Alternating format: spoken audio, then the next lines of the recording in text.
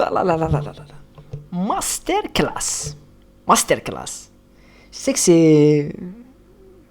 D'habitude, pour n'importe quoi, on peut dire masterclass. Ce soir, c'est une masterclass de Manchester City qui écrase le Real Madrid 4-0 avec l'art et la manière. Je pense qu'on va débriefer en un temps la performance de Manchester City et en deuxième temps, on va aussi parler du Real Madrid et de la faillite du Real Madrid. Donc, c'est quand même une soirée historique. Donc, soyez les bienvenus une nouvelle fois. N'oubliez pas de liker au maximum le débrief. Je sais qu'il y a beaucoup de supporters du Real Madrid qui vont suivre ce débrief. Il y a beaucoup de supporters du City, du Barça, de Manchester qui vont suivre ce débrief. Donc, premièrement, je veux commencer avec une seule chose. Je trouve que c'est très important de la dire. Pour qu'on rentre et qu'on débriefe, qu'on parle football, nous, on veut parler football. Moi, je veux parler football. Donc, pour les gens qui vont venir et avoir des discussions qui n'ont pas le niveau, genre, on parle de City, de la performance City, il y a des gens qui vont dire, oui, City, Guardiola, il a acheté des joueurs.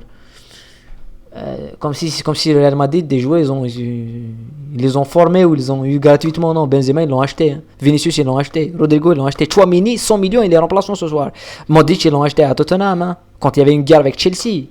Pour ceux qui suivent le football. Et on n'oublie pas que le Real Madrid, c'est la première équipe à casser les limites du transfert avec Zidane, 75 millions, Figo, Roberto Carlos, Beckham, Ronaldo, R9, Cristiano Ronaldo. 100 millions d'euros. Gareth Bale.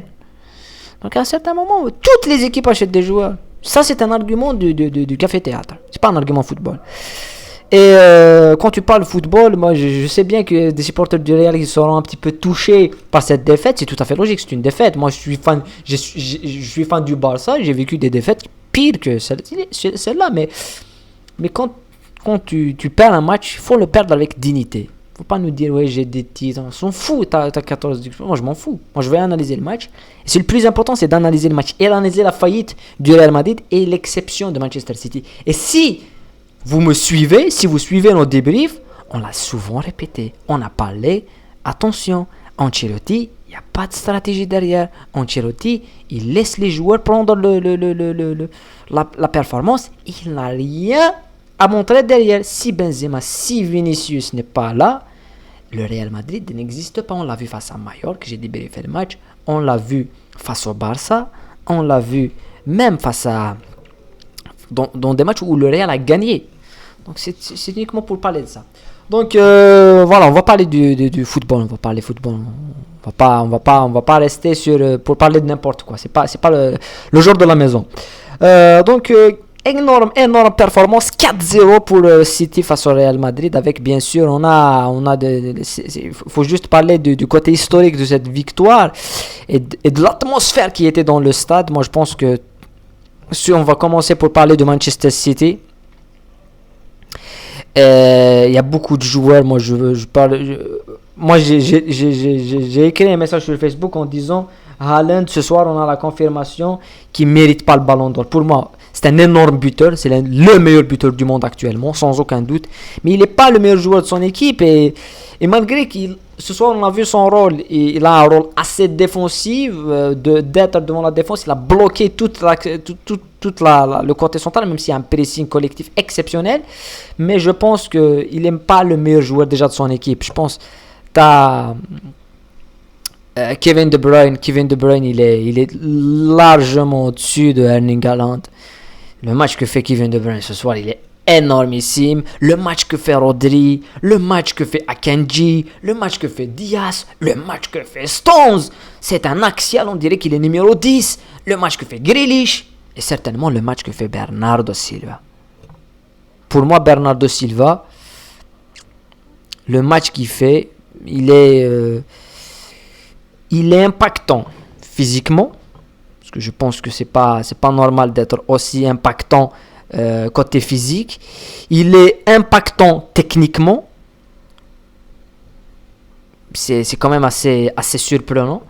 Et il est impactant côté but, c'est lui qui marque les 2 premiers buts et c'est des buts qui sont pas faciles. Le premier but, c'est un but de buteur. Le deuxième but, il est face au but, c'est plus, on va dire facile, non, mais il n'y a pas de facilité. C'est la demi-finale de Champions League, c'est un but, pas facile ou facile.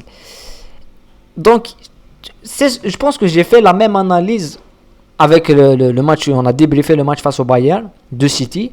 On a débriefé City Leipzig aussi. Oui, c'est le 7-1. Et on a toujours répété la même chose. City, cette année, à domicile surtout, c'est une équipe qui te laisse rien du tout. Le Bayern, ils en ont pris 3. Hein.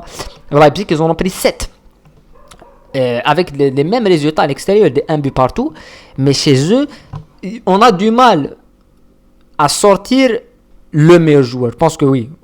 Le meilleur joueur, si sur une note on va pas donner 10, mais de 9,5, t'as Bernardo Silva, Kevin De Bruyne, Rodri, Stones, Diaz, Anderson, le gardien. J'ai parlé de lui au match aller, c'est un mur. Et t'as tout ça, c'est lui. C'est lui. C'est Pepe Guardiola. Parce que je veux bien qu'on parle. On a déjà parlé de recrutement et tout. Ça, on s'en fout. On parle de la patte. Et quand tu vois le match de Manchester City, c'est une musique. C'est de la PlayStation. Je pense pas que c'est au même niveau que Barcelone de Guardiola en 2009 jusqu'à 2012. Parce que là, il était plus jeune et il y avait des joueurs qui sont au-dessus aussi, je pense. Même si on a ce soir un milieu de terrain qui est assez performant. Dont le jeu de position, c'est énorme. Mais à Barcelone, les Xavi, Iniesta, Busquets, Messi, tout, je pense que c'est au-dessus un petit peu. Non, c'est pas au-dessus un petit peu, c'est au-dessus. C'est clair. Hein? Si ce soir, c'était Messi de 2011 qui jouait en attaque, le match se termine 6-0. Hein? Et on a vu Real Madrid prendre 6 avec Guardiola et au Bernabeu. Donc, il implique des choses. C'est le meilleur entraîneur du monde. Si tu le retires, c'est pas... On parle où ils ont recruté des milliards.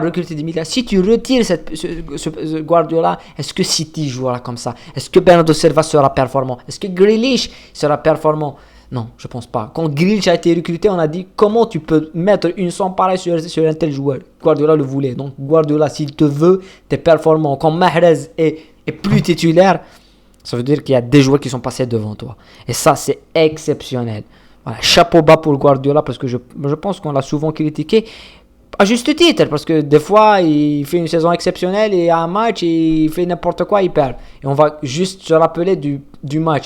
Moi quand j'ai parlé de Haaland, j'ai dit, il y a un commentaire que j'ai reçu, ils m'ont dit tu peux pas juger Haaland sur un match. Je juge pas Haaland sur un match, sur toute la saison. Quand je vois les matchs, Haaland c'est un buteur, c'est un tueur, il est énorme face au but.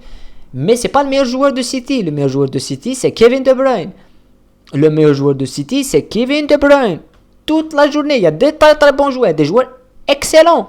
Il y a des joueurs même de très haut niveau. Avec Bernardo Silva, avec Rodri, Stones, Akanji, Ake qui est blessé ce soir, Anderson, Ruben Diaz. Oui, ils sont tous presque à un niveau exceptionnel. Mais Kevin De Bruyne, c'est le meilleur joueur. Donc je ne juge pas sur une saison. Je ne juge pas sur un match. Guardiola, il est au top depuis des années. Même l'année passée, il fait un match face à City à l'aller, face à Real Madrid à l'aller. Il gagne 4-3 parce qu'il fait une erreur, c'est de mettre Fernandinho pour contrôler Vinicius. Ça, c'est la dernière connerie à faire. Fernandinho qui ne court pas, il ne peut pas enchaîner une vitesse, un sprint. Il est au devant de Vinicius, c'est pas normal. Ce soir, il met Walker, il a éteint Vinicius. Vinicius, il n'a pas existé. Benzema, il n'a pas existé, mais Vinicius, c'est le plus important. On a parlé de lui au match aller. On dit que c'est l'homme fort du Real Madrid. Et là, on va basculer pour parler de lui, pour parler de Carlo Ancelotti. Aïe, c'est difficile. Cette photo aussi, elle est un petit peu... c'est compliqué. Mais Carlo Ancelotti, je pense... J'ai souvent débriefé le Real Madrid et on a souvent... je suis pas le seul. Moi, je suis beaucoup les périodistes espagnols, que ce soit Carlos Martinez, El Chiringuito avec Valdano et tout. Et quand ils débriefent, et même des youtubeurs, et même des analystes, et même voilà, quand ils débriefent une performance du Real Madrid, je pense qu'on a débriefé le match aller face à Liverpool à Anfield où le Real Madrid gagne 5-2. Je pense 5-2. Oui, 5-2. Et on a débriefé face à Chelsea. Même l'année passée, on a débriefé face à City, face à Chelsea. Voilà, on a débriefé tous ces matchs. Et cette saison encore plus, en championnat d'Espagne, face à l'Atlético Madrid. Même si le Real Madrid, je vais prendre le match de Liverpool. même si le Real Madrid gagne 5-2 face à Liverpool, est-ce que quelqu'un a parlé d'Ancelotti? Est-ce que quelqu'un a dit oui, c'est grâce à Carlo Ancelotti que le Real Madrid a gagné? Non, ils ont tous dit c'est grâce à la personnalité du Real Madrid que tu mènes 2-0, que tu reviens à 2-2 et que tu gagnes 5-3. C'est grâce à cette personnalité, même en Espagne on dit la personnalité de Madrid, la personnalité du Real Madrid. On n'a pas dit l'ingéniosité de Carlo Ancelotti. Carlo Ancelotti, tout le monde le connaît. Même en 2015, il y a eu un papier qui est sorti sur Marca du vestiaire du Real Madrid avec Zidane qui était adjoint, et où les joueurs ont pris le pouvoir total. Il était devenu une marionnette. Alors que c'est Carlo Ancelotti. On parle de quelqu'un qui a gagné avec des champions presque avec 2 clubs, je pense. Oui, il est plus capé. Ce soir, il est l'entraîneur qui a joué le plus de matchs des champions de l'histoire. Il a dépassé Sir Alex Ferguson. Mais c'est un entraîneur qui laisse beaucoup de liberté aux joueurs et on le voit, on disait que si Vinicius, si Karim Benzema, et on l'a vu, Karim Benzema cette saison c'est plus le Karim Benzema de l'année passée, quand on disait que la régularité, c'est facile de mettre des joueurs, c'est comme Messi, c'est comme Cristiano. Non, ça peut pas être comme ces deux joueurs-là, parce que ces deux joueurs-là ont mis la perfection chaque saison. C'est que la saison de Benzema l'année passée, c'était la saison habituelle de Cristiano et encore plus maintenant de Messi, parce que Messi il a encore continue encore plus que Ronaldo. Mais voilà, Benzema il a un coup de mou et on a vu Vinicius performant. Donc si Vinicius, on l'a vu face au Barça, quand Vinicius il est pris par Araujo, le Real Madrid n'existe pas. Et quand tu vois ce soir en début de deuxième mi-temps, tu sors Modric, je comprends plus. Hein. Et ta cross face à, c'est ça qui énerve un petit peu les supporters du Real Madrid et les fanatiques du Real Madrid et les youtubeurs, les analystes et tout ce qui suivent le Real Madrid, à commencer par Jorge Valdano qui en a parlé. C'est comment tu joues face à City qui met du rythme, de l'impact, de toute cette intensité, et tu laisses Tchouaméni sur le banc et tu fais jouer Kroos qui ne peut pas suivre. Modric ne peut plus suivre, ils sont trop âgés. Face au Barça, ce qui a fait défaut au Real Madrid face au Barça, ils ont gagné un match, ils ont gagné le 4-0. Oui, c'est vrai, au Camp Nou avec des blessures pour le Barça. Ils ont perdu au Bernabéu, ils ont perdu en Supercoupe et ils ont perdu au Camp Nou. Pourquoi ils ont perdu? Parce que c'est face à un milieu de terrain plus jeune, avec De Jong, Pedri et Gavi. Kroos et Modric ne pouvaient plus suivre le rythme. Donc il fallait qu'il y ait un impact et jouer la défense et jouer la transition rapide avec Rodrigo et Vinicius. Mais quand ces joueurs-là ne sont pas au rendez-vous, quand ces joueurs-là ne proposent pas le niveau, ça arrive, c'est des êtres humains. Est-ce que Carlo Ancelotti, il a une réponse tactique? Eh ben non, il n'en a pas. Et on l'a vu, ce soir, tu as une équipe on dirait que c'est un match de boxe entre... On va parler par quatre chemins entre Mohamed Ali Clay et un joueur et un danseur ou un joueur de flûte. Je sais pas, depuis le début du match, la première occasion de Real Madrid, c'est la frappe de Kroos et elle intervient à la 31e minute.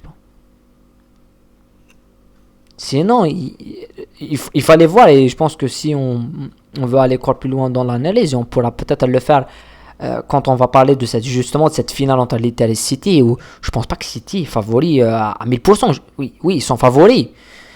Mais ça va pas être du 80-20. Ça va être, pour moi, ça va être du 60-40 ou même du 55-45, parce que l'Inter, c'est compliqué, c'est un duel de style, mais City jouera le 3-5-2 de Tuchel avec Chelsea. Ça va être un match assez exceptionnel. Donc voilà, c'est mérité, il n'y a rien à ajouter. Le Real Madrid se prend le Manchester City qui a dominé le match de fond en comble. Il la mérite, je pense pas que ça va pas être... voilà, ça va être un... Il faut raconter... il faut voir le côté beau jeu du football. Il faut pas toujours voir toujours être optimiste et en plus de ça il faut s'incliner des fois, et Ancelotti il l'a dit, c'est la meilleure équipe du monde, et mais moi je suis pas fan de City, hein. Moi, je suis fan de Chelsea, mais c'est obligé de s'incliner Ils sont les maîtres du monde. Et Guardiola doit gagner cette Champions League pour terminer un petit peu ce truc qui le suit, ce signe indien qui le suit, qu'il n'a pas gagné la Ligue des Champions sans Messi, sans le Barça. Oui, c'était plus facile de la gagner avec Messi. Messi, il a gagné avec trois managers différents. C'est plus facile. Mais Guardiola, il peut la gagner avec d'autres joueurs. Et on la sent. Voilà. On aura quand même une finale, un duel de style assez palpitant. Inzaghi, Guardiola, City, l'Inter. Finale à Istanbul. Voilà. On aura le temps de débriefer tout ça. Voilà. C'est un débrief assez à chaud, mais on est revenu sur les différentes facettes de ce match et de cette qualification méritée de Manchester City. Voilà. Ceux qui veulent ajouter quelque chose l'ajoutent. Ceux qui sont énervés, ça ne sert à rien. Et ceux qui veulent parler tactique, football et tout, sérieusement, je suis tout oui à vous. Et voilà. Prenez soin de vous et la paix sur vous. Ciao. Je voulais juste dire que pour les gens qui vont dire ouais, moi j'ai des titres, moi j'ai 14 Ligues des Champions, l'autre il va dire non, moi j'ai gagné la suite. Non. Moi j'attends seulement le match de demain face au MCO. Et si tu me dis combien de titres tu as, je vais te dire ouais, j'ai 7 étoiles. Voilà. Mais c'est pas ça me mène à rien du tout si mon équipe joue le maintien. Ça me mène à rien du tout. Faut vivre avec son temps, pas vivre dans le passé. Et construire le futur, bien sûr.